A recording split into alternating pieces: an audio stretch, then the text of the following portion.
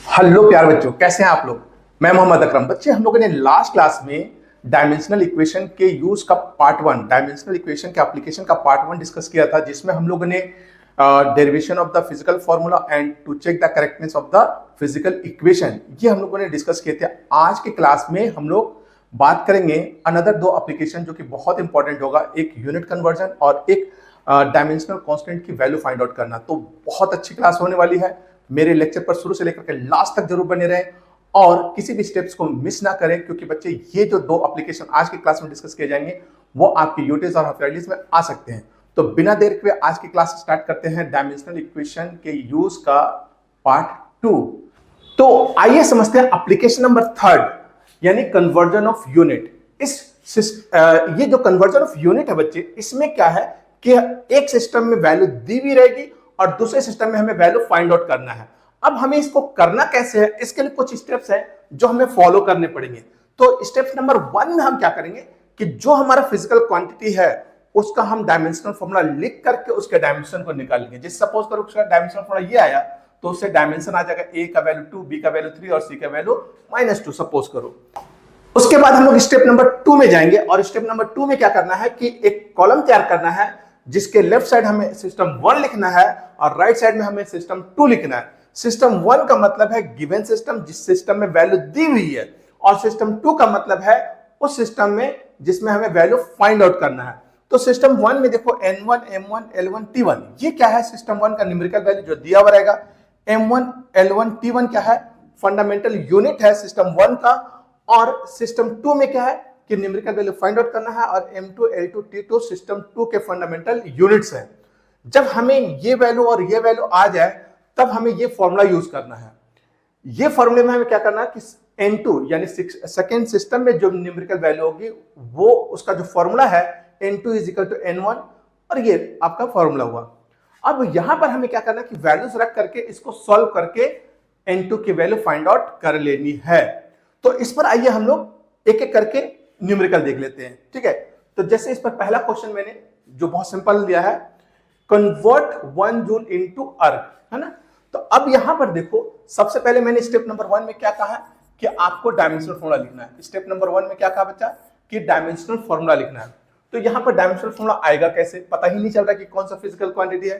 तो अगर इसको ध्यान से देखो तो यहां यूनिट लिखा हुआ है जूल, और जूल आपको पता है कि वर्क होगी, एनर्जी होगी, उसकी यूनिट है।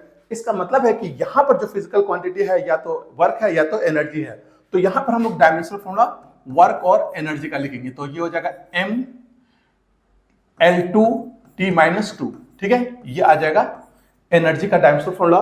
तो उससे ए बी सी की वैल्यू आ जाएगी। a = आ जाएगा 1, b = आ जाएगा 2 और c = आ जाएगा -2, ठीक है। तो ए बी सी की वैल्यू आ गया। तो ये स्टेप नंबर 1 होगा। इसके बाद हम लोग चले जाएंगे स्टेप नंबर 2 में। तो स्टेप नंबर 2 में क्या करना है बच्चे, स्टेप 2 देखो, स्टेप 2 में हमें एक कॉलम तैयार करना है ऐसे।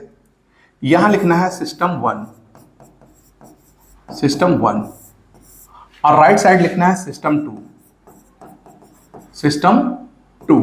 सिस्टम 1 जो गिवन होगा उस सिस्टम में n1 m1 l1 t1, ठीक है।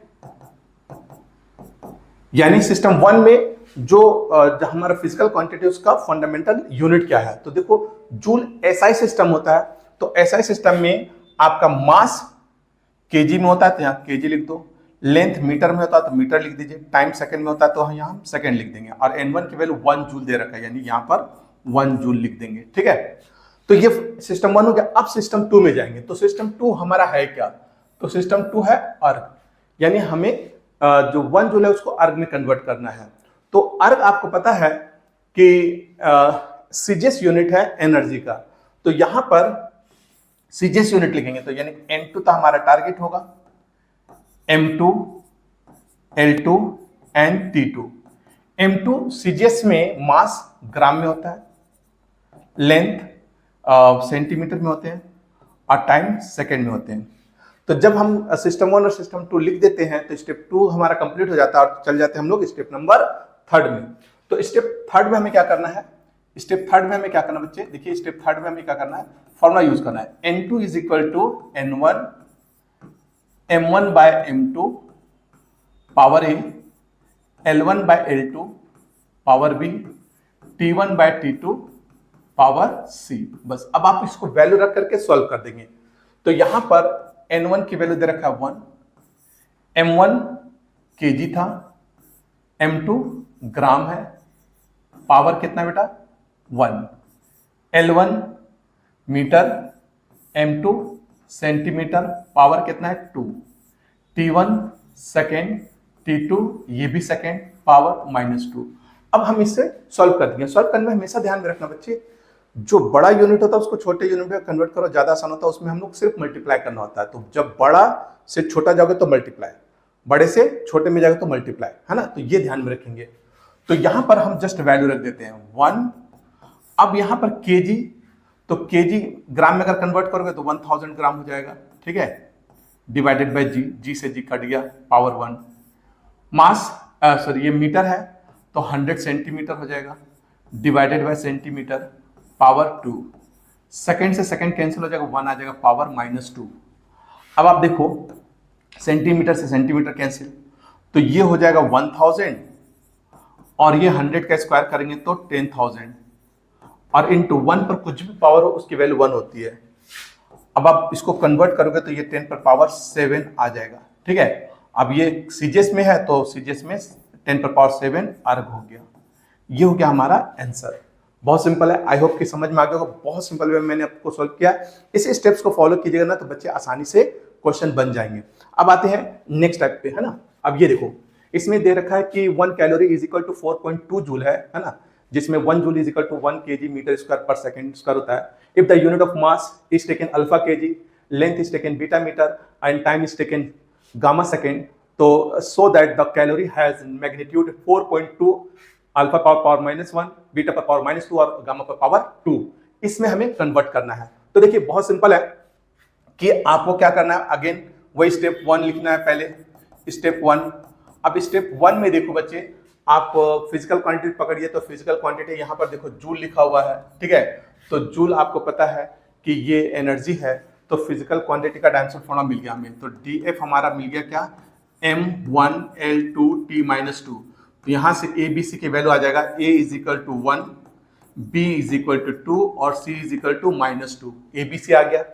इसके बाद चले जाएंगे हम लोग स्टेप नंबर 2, जिसमें हमें एक कॉलम तैयार करना है। Left hand side L system 1 लिखना है, राइट हैंड साइड सिस्टम 2 लिखना है।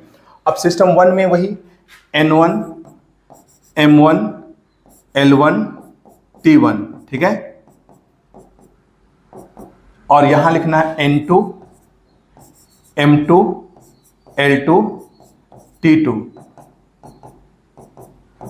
अब यहां पर देखिए N1 तो दे रखा है ना, कितना दे रखा है बच्चा, ये दे रखा है 4.2 जूल, है ना। तो 4.2 जूल।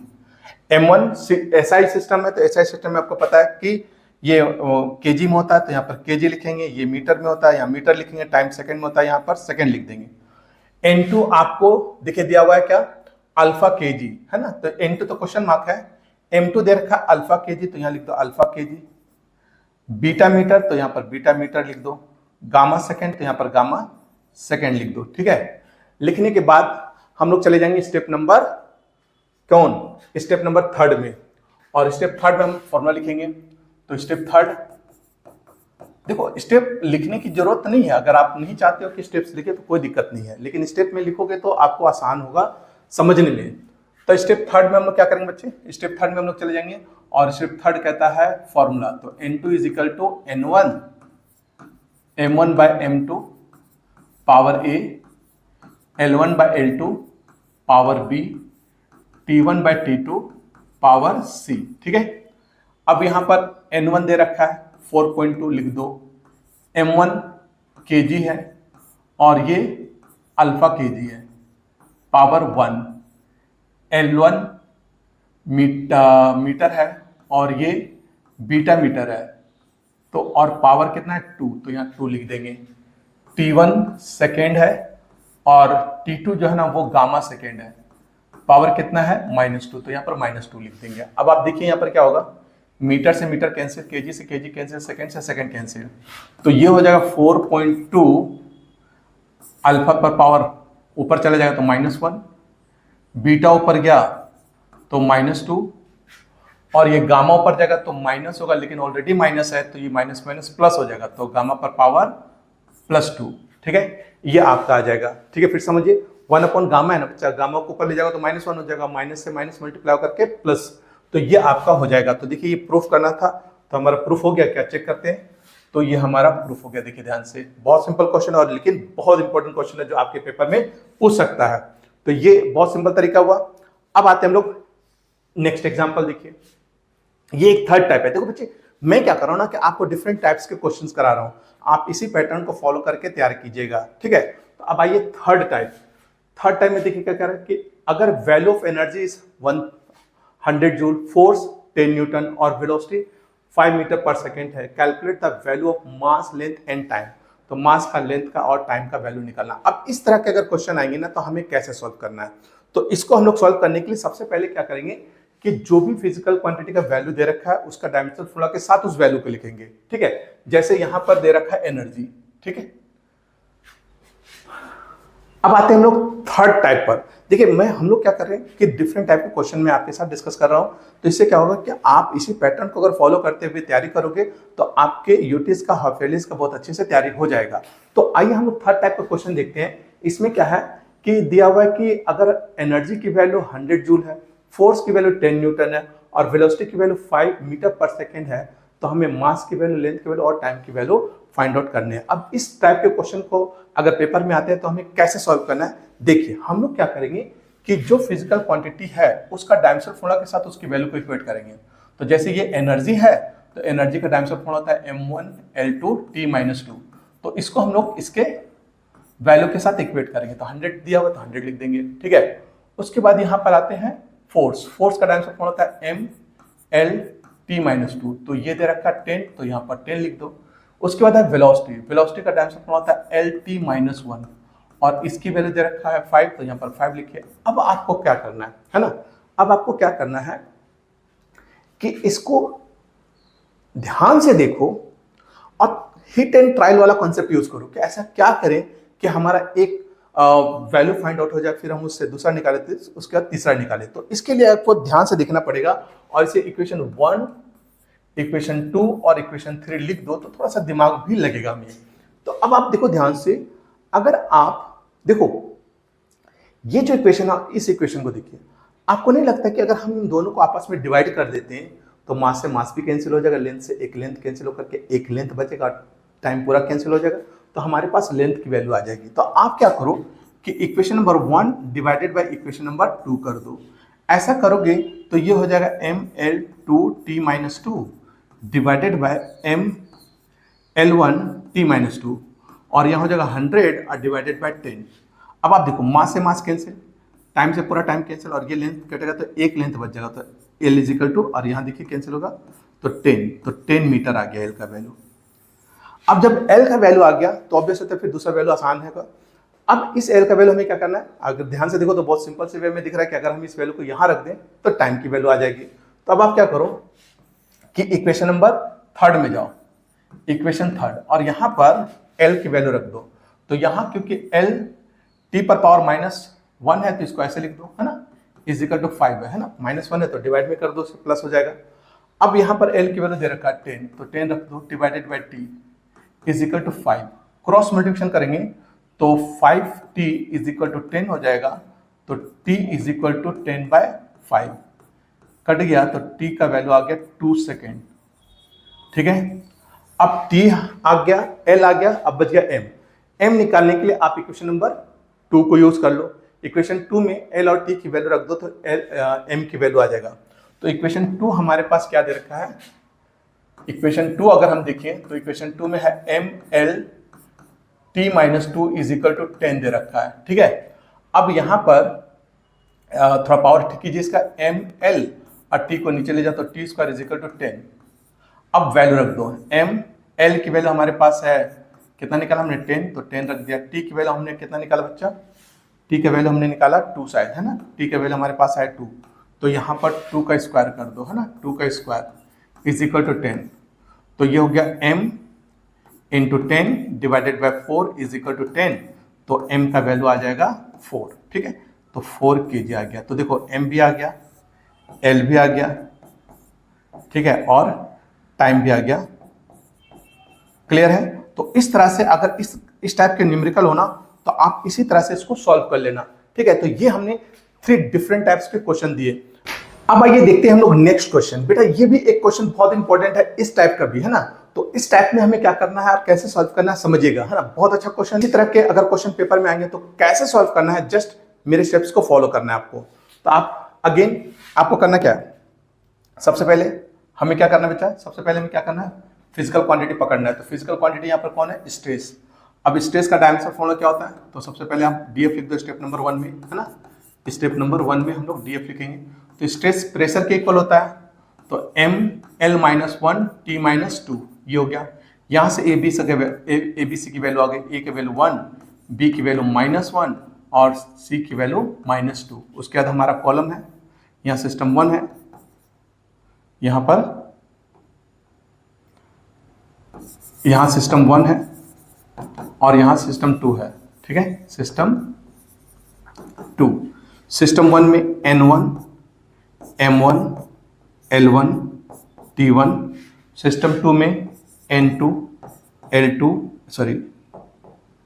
M2, L2, T2, इस तरह से लिख देंगे। ठीक है, इस तरह से लिख देंगे, इस तरह से लिख देंगे। अब आपको करना क्या है, वैल्यू रखना है। अब आपको क्या करना है, यहाँ पर वैल्यू रख देना है। जैसे यहाँ पर N1 की वैल्यू कितना दे रखा है, तो N1 है कितना, देखिए ध्यान से, तो 2 × 10 पर पावर कितना दिया हुआ, +9। ठीक है, 9 न्यूटन पर मीटर स्क्वायर। अब मास देखो, न्यूटन पर मीटर स्क्वायर यानी एसआई सिस्टम है, तो एसआई सिस्टम में मास होता है केजी में, लेंथ होता है आपका बच्चा किसमें, मीटर में, और टाइम होता है आपको सेकंड में। ठीक है, अब N2 पर क्वेश्चन मार्क लगा हुआ है और जो सिस्टम हमारा दिया हुआ है उसमें मास को मेजर किया गया मिलीग्राम में, तो यहाँ पर मिलीग्राम लिखिए। लेंथ को मेजर किया गया मिलीमीटर, है ना, यहाँ पर मिलीमीटर है तो ये मिलीमीटर हो गया, और टाइम हो गया मिनट, तो यहाँ पर मिनट लिख दीजिए। ठीक है, लिखने के बाद आप चले जाइए स्टेप नंबर 3। ये स्टेप नंबर 2 था, है ना, ये स्टेप 2 है। अब चले जाएंगे हम लोग स्टेप नंबर 3 में। तो स्टेप 3 में हमें क्या करना है, स्टेप 3। ठीक है, स्टेप 3 में हमें क्या करना है, फॉर्मूला यूज करना है। N2 is equal to N1 M1 by M2 power A, L1 by L2 power B, T1 by T2 power C। ठीक है, वैल्यू रख दो। N1 की वैल्यू दे रखा है 2 × 10 पर पावर 9, M1 है केजी और M2 है मिलीग्राम। ठीक है, पावर 1, L1 है कितना बच्चा, मीटर, और ये है मिलीमीटर, पावर कितना बच्चा, ये है -1। T1 है, T1 क्या है, सेकेंड है, और T2 क्या है, मिनट है, पावर कितना है, -2। अब हमें इसको सॉल्व कर देना है। ठीक है, अब इसको सॉल्व कीजिए, लेकिन आप देखो ये 2 × 10 पर पावर 9 है, केजी को जब मिलीग्राम में ले जाओगे ना तो 10,000 × 1000 का रिलेशन बनेगा, यानी ये हो जाएगा, पहले केजी को ग्राम में लोगे तो 1000, ग्राम को मिलीग्राम में ले जाते हैं तो फिर से 1000, यानी 10 पर पावर ये 6 मिलीग्राम के इक्वल होता है, डिवाइडेड बाय मिलीग्राम। मीटर से जब आप मिलीमीटर में जाओगे तो देखो, मीटर से सेंटीमीटर में जाते तो 100, और मीटर से मिलीमीटर में जाएंगे तो 1000, तो यानी 1000 मिलीमीटर हो जाएगा यहाँ पर, डिवाइडेड बाय mm, पावर -1। ये सेकंड है और मिनट को सेकंड में कन्वर्ट करेंगे तो 60 सेकंड हो जाएगा, और ये हो गया पावर -2। अब इसको सॉल्व कर देना है, तो ये कैंसिल हो गया, ये कैंसिल हो गया, ये कैंसिल हो गया, तो ये आ गया 2 × 10 पर पावर 9, ये आ गया 10 पर पावर 6, ये हो गया 10 पर पावर, देखो 3 है ना, माइनस है तो -3 हो जाएगा। ठीक है, और इसको माइनस, देखो यहाँ पर माइनस पावर में है, इसलिए जब आप इसको ऊपर ले जाओगे ना तो ये प्लस पावर हो जाएगा, तो ये हो जाएगा 60 पर पावर 2। ठीक है, अब देखो यहाँ पर ये 36 × 2 हो जाएगा 72, है ना, 3600 है, तो 2 पावर यहाँ पर और मिलेगा, तो 2 पावर +6 +9 17, और ये हो गया 3, तो ये हो जाएगा 17 और ये 3 है तो 14 आ जाएगा, 10 पर पावर 14। तो आप चाहो तो इसको ऐसे लिख दो 7.2 इंटू 10⁻15, ये आ गया। अब आप क्या करना है, अब आपको क्या करना है कि यहां पर यूनिट लिखना है, लेकिन आप यूनिट लिखोगे क्या, आपको तो पता ही नहीं चला कि जो सिस्टम में दे रखा है उसमें हम क्या यूनिट लिखें। तो ऐसे सिचुएशन में आप क्या करना कि जब भी अलग से सिस्टम बनाया जाए तो लास्ट में आप न्यू यूनिट लिख देना है, न्यू यूनिट, बस आपका काम खत्म, आपका काम खत्म। तो ये आपका आंसर हो जाएगा, ठीक है। तो ये हुआ हमारा यूनिट कन्वर्जन पर बेस्ड डिफरेंट टाइप के क्वेश्चंस। अब हम आते हैं नेक्स्ट एप्लीकेशन पर, है ना। तो नेक्स्ट एप्लीकेशन देखिए, अब आइए हम लोग देखते हैं एप्लीकेशन नंबर 4, डायमेंशन का एप्लीकेशन नंबर 4। ये अनदर बहुत इंपॉर्टेंट है, 2 मार्क्स में आते हैं और यूटी और हाफ ईयरली दोनों में आएंगे, इसलिए उससे पहले हम ये समझते हैं कि एप्लीकेशन नंबर 4 कहता क्या है। ये कहता है कि to find out the dimension of a constant quantity, यानी कोई फिजिकल इक्वेशन है तो उसमें जो कांस्टेंट क्वांटिटी है उसके हम डायमेंशन को कैसे निकालेंगे। आइए समझते हैं इसी पर। और इसको समझने से पहले हमें एक और टर्म समझना पड़ेगा, वो है प्रिंसिपल ऑफ होमोजेनिटी। तो प्रिंसिपल ऑफ होमोजेनिटी क्या करता है, फिर से एक बार समझ लेते हैं। प्रिंसिपल ऑफ होमोजेनिटी का जो सेकंड कॉन्सेप्ट, पहला कॉन्सेप्ट तो मैंने आप लोग को ऑलरेडी बताया था, अब आइए दूसरा कॉन्सेप्ट को देखते हैं। वो ये कहता है कि अगर a = b+c है तो ये कॉन्सेप्ट ये कहता है कि हमेशा सिमिलर क्वांटिटी ही ऐड किए जाते हैं, सब्ट्रैक्ट किए जाते हैं और इक्वेट किए जाते हैं। Always similar quantity are added, subtracted and equated. जैसे मान लो अगर a = b+c है तो यहां पर प्लस हो चाहे माइनस हो, है ना। तो अगर ये ऐड हो रहा या सब्ट्रैक्ट हो रहा तो डेफिनेटली ये दोनों क्वांटिटी आपस में डायमेंशनली सेम होंगे, यानी कि जो फिजिकल क्वांटिटी ये होगा वही फिजिकल क्वांटिटी ये भी होगा, और वही फिजिकल क्वांटिटी ए भी होगा, क्योंकि यहाँ पर इक्वल का साइन लगा हुआ है। क्योंकि समझो ना बच्चे, ऐसा तो हो नहीं सकता ना कि आप फोर्स में मास को ऐड करोगे, तो ये तो गलत होएगा ना, ये तो गलत होगा। आप जब भी ऐड करोगे तो क्या लिखोगे, फोर्स अब प्लस फोर्स ही तो लिखोगे, है ना। ऐसा तो नहीं हो सकता फोर्स और मास ऐड होंगे। उसी तरह जब सब्ट्रैक्ट करेंगे तो हम सब्ट्रैक्ट भी सिमिलर क्वांटिटी को करते हैं और इक्वेट भी हम सिमिलर क्वांटिटी करते हैं। अगर मान लो दोनों को इक्वेट करेंगे तो ये भी तो सिमिलर ही होना चाहिए बच्चा। ऐसा तो नहीं होता कि फोर्स = मास, ये कौन सा लॉजिक है, तो कोई लॉजिक है नहीं। तो फोर्स = फोर्स ही होगा। तो हमेशा similar physical quantity are added, subtracted and equated. इस कॉन्सेप्ट को ध्यान में रखते हुए आइए देखते हैं एप्लीकेशन नंबर 4 का फर्स्ट एग्जाम्पल। तो आइए देखते हैं हम लोग पहला एप्लीकेशन। जैसे पहला एप्लीकेशन में दे रखा है P + a/b², v - b = RT, जहां P प्रेशर है, V वॉल्यूम है, T टेम्परेचर है, R गैस कांस्टेंट है। तो हमें डायमेंशन ऑफ A और B निकालना है, यानी यहाँ पर जो A और B है इसका हमें डायमेंशन निकालना है। अब इसको निकालने के लिए इसी प्रिंसिपल ऑफ होमोजेनिटी के कॉन्सेप्ट को यूज करना पड़ेगा। तो देखिए कैसे यूज करेंगे। अब जैसा कि आप देख रहे हो सॉल्यूशन, देखिए बहुत सिंपल सॉल्यूशन है इसका। जैसा कि आप देख रहे हो कि इन दोनों के बीच में माइनस का साइन लगा हुआ है, तो डेफिनेटली कि डायमेंशनली ये दोनों आपस में इक्वल होंगे, है ना। तो इसका मतलब है कि डायमेंशनली हम ये कह सकते हैं, डायमेंशनली हम ये कह सकते हैं कि जो B है वो V के इक्वल होगा। बट V क्या है, वॉल्यूम है, तो वॉल्यूम का क्या होता है L3, है ना।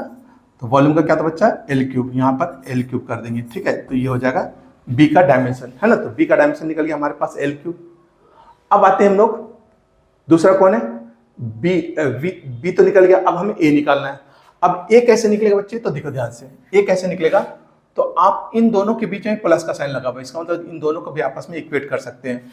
ऑल्सो, तो आप क्या करो, ऑल्सो इन दोनों को आपस में इक्वेट करो, यानी a/v² = p, है ना। तो आपको तो A निकालना है, P, तो आपको तो A निकालना है, तो A = क्या हो जाएगा, P और इंटू में v²।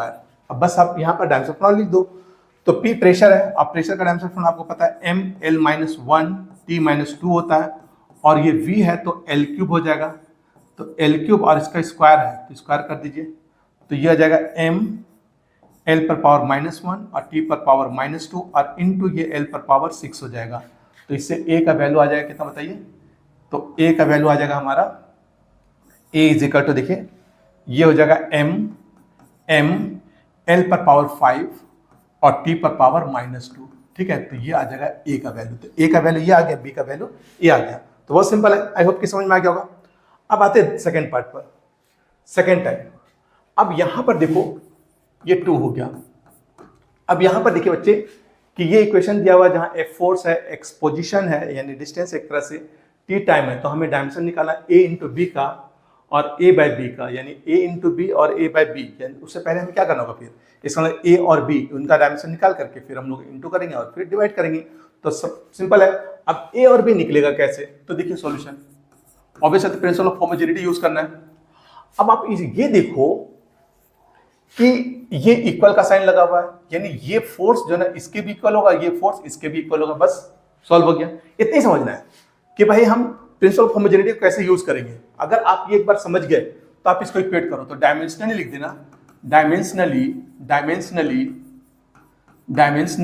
ठीक है। आप क्या करो, फोर्स को इक्वेट कर दो किससे, ए रूट एक्स से, तो ए का वैल्यू आ जाएगा एफ बाय रूट एक्स। अब यहां पर वैल्यू रख दो, एफ हो गया force M L T minus 2 divided by under root L, ठीक है, और रूट का मतलब होता है हाफ पावर से, तो यहां पर ए का वैल्यू आ जाएगा एम एल टी माइनस 2 और ये होगा एल पर पावर हाफ। अब इसको ऊपर ले जाओ तो एम एल पर पावर, देखो हाफ, ये 1 ऊपर है, ऊपर जाएगा तो माइनस हाफ हो जाएगा, तो 1 माइनस हाफ यानी हाफ बच जाएगा, और टी पर पावर -2। लो भाई ये आ गया ए आ गया। अब हमें निकालना है बी, तो बी निकालने के लिए फिर से एफ को इक्वेट करेंगे बी टी स्क्वायर से, उसके बाद ऑल्सो कर दो क्या कि F is equal to B T square, यहां से बी की वैल्यू निकाल लो, F divided by T square. अब यहां पर एफ फोर्स है, रख दीजिए, टी टाइम है, रख दीजिए, ठीक है, तो ये हो जाएगा एम एल टी माइनस 2 और डिवाइडेड बाय टी का स्क्वायर हो जाएगा, तो ये हो गया एम एल टी पर पावर 4, ठीक है ना, ये आ गया बी का वैल्यू। तो ए और बी आ गया, लेकिन हमें ए और बी इस वाले में नहीं निकालना है, इसमें क्या करना है, ए और बी का प्रोडक्ट करना है और ए और बी को डिवाइड करना है। तो ए और बी का प्रोडक्ट कर लीजिए भाई, देखिए बहुत सिंपल है, ए का वैल्यू हमारे पास ये है, बी का वैल्यू यहाँ, तो ए इंटू बी कर दो, ए इंटू बी, तो ए का वैल्यू रखो, ए का वैल्यू कितना है, एम एल पर पावर हाफ और टी पर पावर -2 इंटू बी हमारे पास है एम एल टी पर पावर 4, टी पर पावर 4 नहीं, टी पर पावर -4, यहां पर माइनस आएगा, है ना, टी पर पावर -4, तो ये हो जाएगा एम एल टी पर पावर -4, ठीक है, -4, टी पर पावर -4। अब बताओ क्या रिजल्ट आएगा, तो ये आ जाएगा एम पर पावर 2 एल पर पावर 1 प्लस हाफ, तो 3/2 हो जाएगा, और टी पर पावर -2 -4 तो -6 हो जाएगा। तो ये हो गया ए इंटू बी, इसका डायमेंशन। अब अगर ए बाय बी निकालना है, ठीक है, ए बाय बी निकालना है तो उसको भी निकाल लेते हैं, ठीक है। नाउ ए बाय बी निकाल लो, तो ए का वैल्यू रख दो, ए का वैल्यू हमारे पास ये है एम एल पर पावर हाफ टी पर पावर -2, बी हमारे पास है एम एल टी -4, इसको सॉल्व कर दो, तो एम से एम कैंसिल, एल पर पावर हो जाएगा, देखो ऊपर में हाफ प्लस में नीचे 1 ऊपर जाएगा तो -हाफ बच जाएगा, है ना, वो हाफ -1 तो -1 हो जाएगा, -हाफ हो जाएगा, और ये टी पर पावर -2 है, ये ऊपर चला गया तो +4 तो +2 आ जाएगा। लो भाई ए बाय बी का वैल्यू भी आ गया। तो इस तरह से इस टाइप का भी क्वेश्चन हमने देखा कि अगर हमें ए और बी निकालना है तो ए इंटू बी कैसे निकालेंगे, ए डिवाइडेड बाय बी कैसे निकालेंगे, हमने समझ लिया। तो इस तरह से हमने ए इंटू बी और ए बाय बी इनका डायमेंशन निकाल लिया। तो आई होप कि आपको ये एप्लीकेशन भी समझ में आ गया होगा, और इसी तरह से अगर कोई और भी क्वेश्चन होगा तो हम इसी पैटर्न को फॉलो करेंगे जिसमें प्रिंसिपल ऑफ होमोजेनिटी का यूज करना बहुत इंपॉर्टेंट है।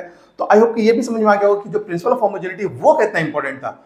आई होप कि आपको ये लेक्चर समझ में आ गया होगा। अगर बच्चे आपको ये लेक्चर समझ में आ गया तो प्लीज इस लेक्चर को लाइक शेयर करना ना भूलें और अच्छे अच्छे कमेंट्स भी लिखें। और हाँ, अगर आप मेरे इस चैनल पर नए हैं तो मेरे इस चैनल को सब्सक्राइब भी करें। तो मिलते हैं हम लोग नेक्स्ट क्लास में। Thank you.